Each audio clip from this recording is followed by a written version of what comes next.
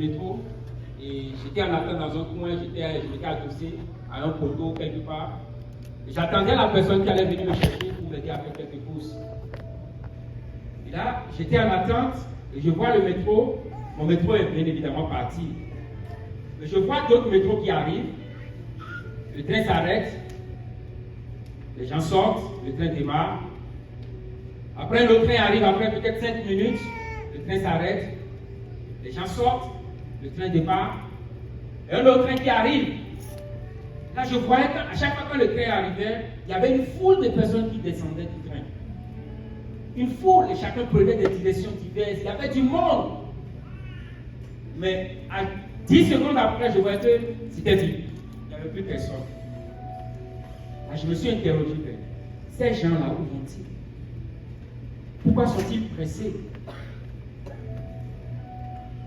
Et des fois, j'aimerais entrer dans leur tête pour comprendre la raison pour laquelle ils étaient pressés par le temps.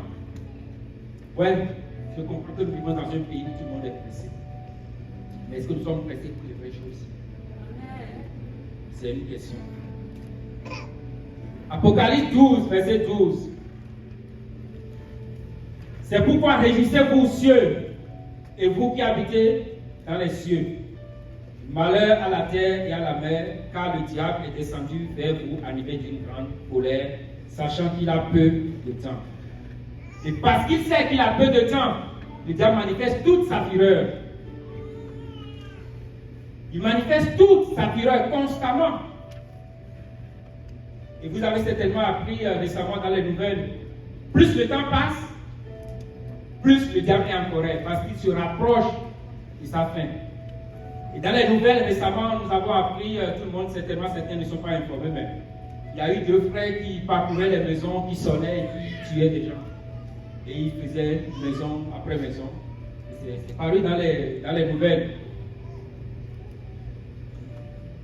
Et ils faisaient ça, et finalement ils se sont suicidés. Et c'est le temps dans lequel nous vivons. Mais comme le diable sait qu'il a peu de temps, il déchaîne toute sa fureur, toute sa haine. Et il le déchaînera jusqu'à ce qu'il obtienne un résultat. Et il déchaîne cela contre les enfants de Dieu. Et nous, puisque nous savons que nous n'avons pas assez de temps pour vivre, parce que nous savons que le Seigneur revient bientôt. Amen. La Bible nous dit que nous sommes une vapeur qui passe. Jacques 4, verset 14. Vous qui ne savez pas ce qui arrivera demain, car qu'est-ce que votre vie?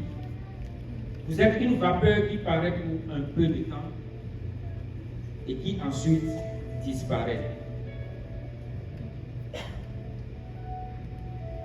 J'aimerais faire ce que Dieu nous va nous des disciples au nom de Jésus. Que nous ne soyons pas une influence. Que nous ne soyons pas influencés par ce monde, mais que nous soyons une influence pour ce monde. J'aimerais que Dieu trouve en nous des serviteurs et des servantes de Dieu qui le servent avec zèle et détermination. Avec zèle et détermination. Il y a des temps difficiles, c'est vrai. Mais le temps ne sont pas faciles. Ce n'est peut-être pas facile pour toi de servir Dieu. Oui, pour certains, ce n'est pas facile. Peut-être pour d'autres qui sont dans l'église, mais malgré cela, ce n'est peut-être pas facile pour eux non plus. Ce n'est peut-être pas facile de le servir.